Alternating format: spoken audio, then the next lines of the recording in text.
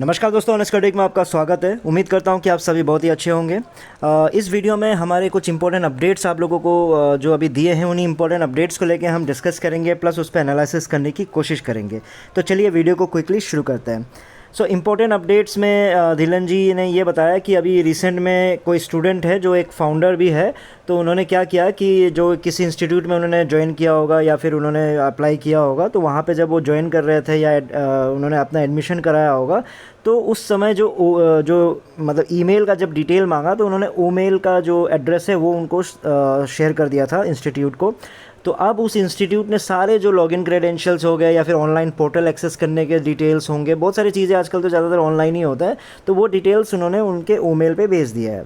अब ईमेल का एक्सेस तो है नहीं उस बंदे के पास, तो जिसके वजह से वो प्रॉब्लम फेस कर रहा है, जिस कारण उन्होंने मतलब गुशमिंदर को कॉन्टैक्ट किया होगा। तो गुशमिंदर फिर जाके वो ऐश को उन्होंने ये प्रॉब्लम बताई।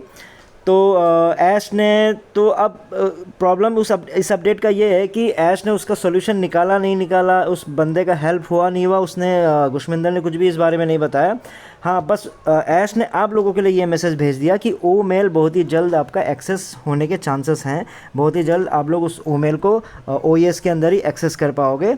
जो न्यू टीम है वो बहुत ही बढ़िया तरीके से काम कर रहे हैं और जितना एक्सपेक्ट नहीं किया था उससे ज़्यादा बेटर काम कर रहे हैं जो न्यू टीम है। इसलिए जो आपका नेक्स्ट फेज़ है बहुत ही जल्द आप लोगों के पास आने वाला है। टाइम फ्रेम कुछ नहीं है, नेक्स्ट फेज़ आप लोगों के लिए बहुत ही जल्द मिलने वाला है। तो ये अपडेट गुशमिंदर ने आप लोगों के लिए दिया हुआ है।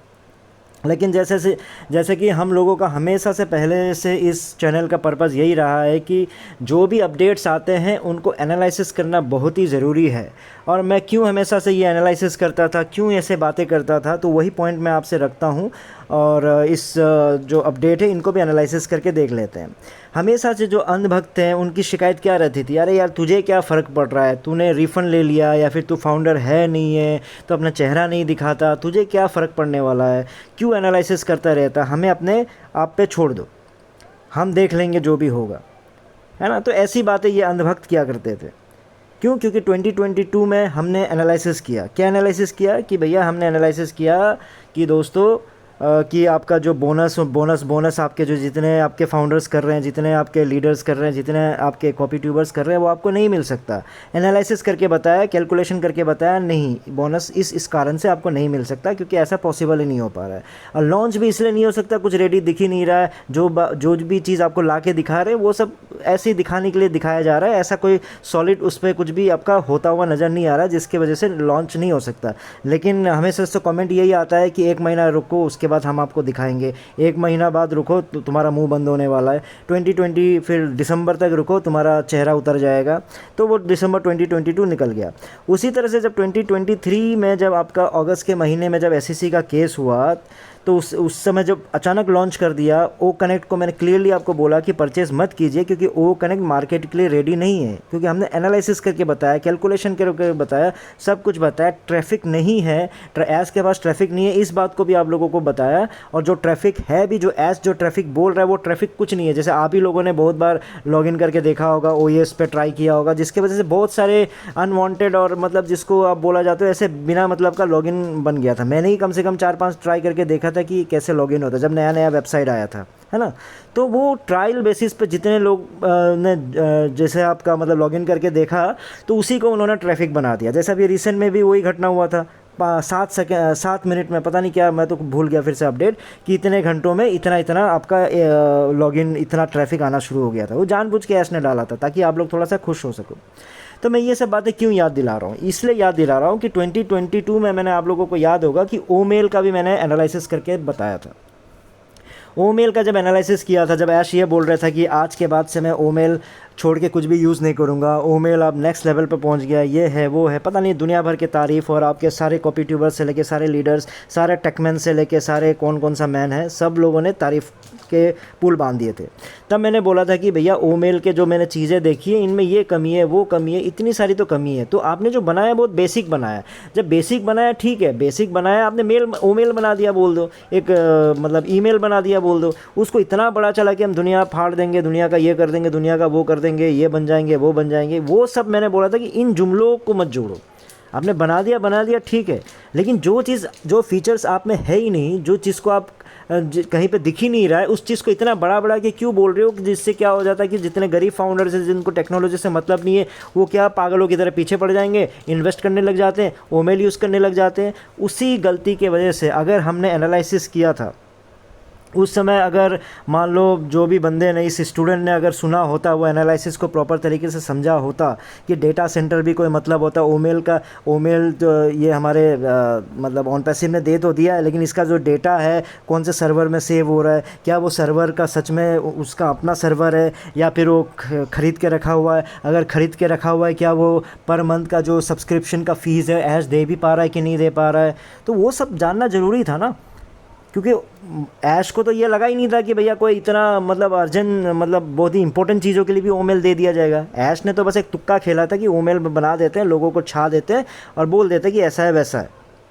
तो आज के दिन ये बंदा जो स्टूडेंट है इतना जो प्रॉब्लम फेस कर रहा है, आप अंधभक्तों में से किसी को भी कुछ भी एक पैसा का फ़र्क पड़ने वाला है? नहीं पड़ने वाला है। क्यों? क्योंकि आप लोग सब अपने अपने में मस्त हो।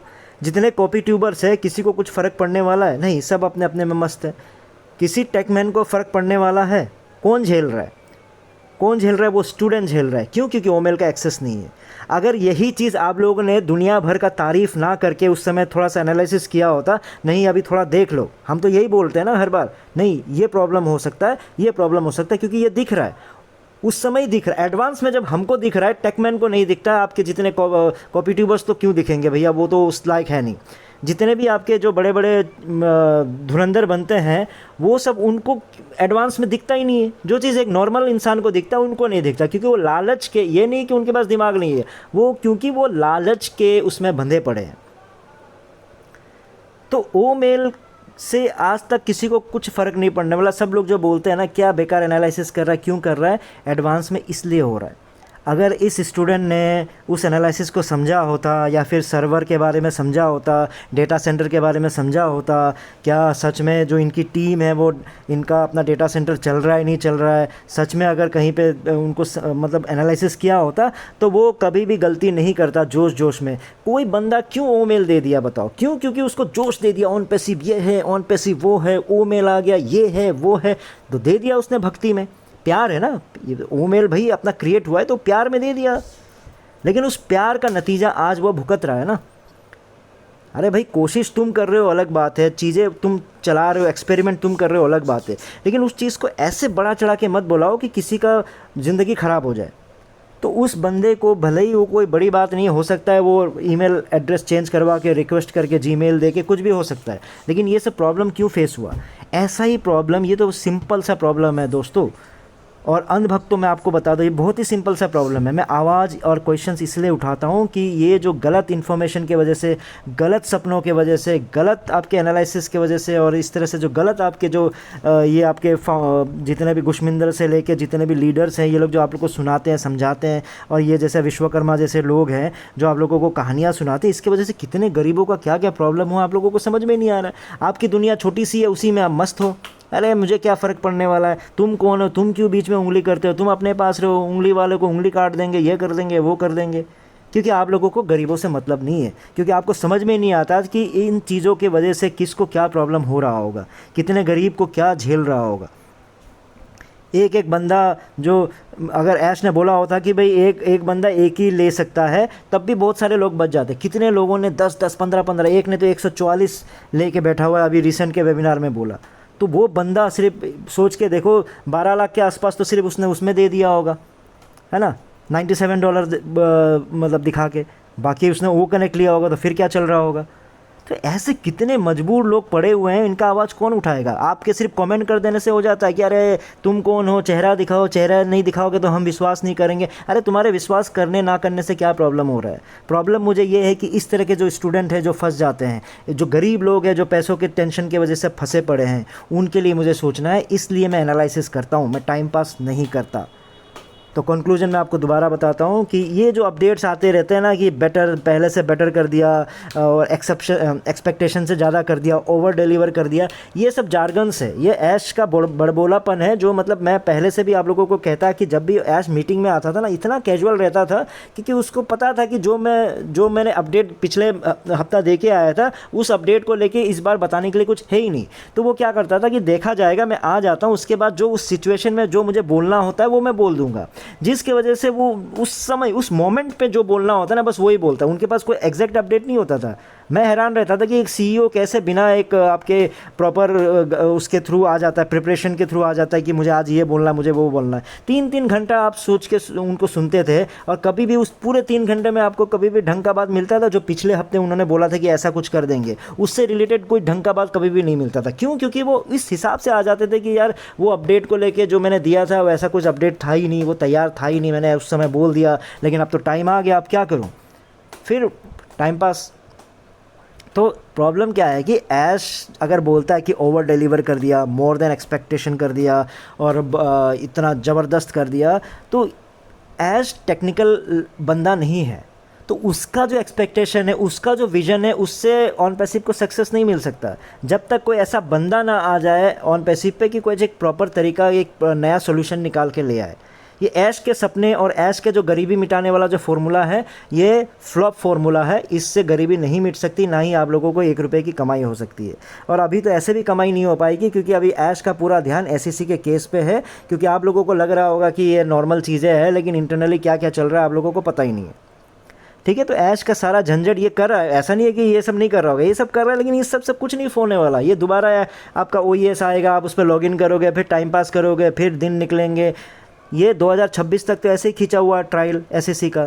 तो उस समय तक के लिए तो ऐसे भी कोई भी इन्वेस्ट नहीं करने वाला। कौन खरीदेगा ओईएस? कोई कंपनी खरीदेगा? मैंने वही बोला था ना बीच में कि भैया अगर किसी कंपनी ने गलती से खरीद लिया होता तो आज गया होता। उस समय आपको लग रहा होगा बेकार का बोला होगा। एक एग्जांपल आज ही मिल गया ना उस लड़के का कि एक नॉर्मल से लड़के ने एक लॉगिन आईडी का प्रॉब्लम हो गया, किसी एक कंपनी ने वो कनेक्ट खरीद लिया होता। जो ये लोग बोलते थे ना हमारे कंपनी से टाई अप हो गया, उससे ये हो गया, उससे हो गया, तो सोच के देखो कंपनी बर्बाद हो चुका होता।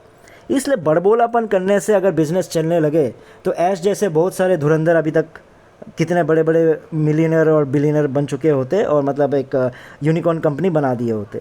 तो इसलिए कोई भी चीज़ करो एनालिसिस करके करो। ऐसा नहीं है कि हर चीज़ पे नेगेटिव हो जाओ, हर चीज़ पे आप कमेंट करना शुरू कर दो। मेरा कहने का मतलब है कि कुछ भी करो उसके बाद क्वेश्चन पूछना शुरू करो। ठीक है, रिस्क लेने में कोई बुरी बात नहीं है, लेकिन भैया उस पर एनालिसिस करो, उन पर क्वेश्चन पूछो, डर डर के मत रहो। उम्मीद करता हूँ आप लोगों को थोड़ा बहुत समझ में आया हो। इस वीडियो में इतना ही था, फिर नए वीडियो में नए टॉपिक के साथ आऊँगा। तब तक के लिए टेक केयर, बाय बाय।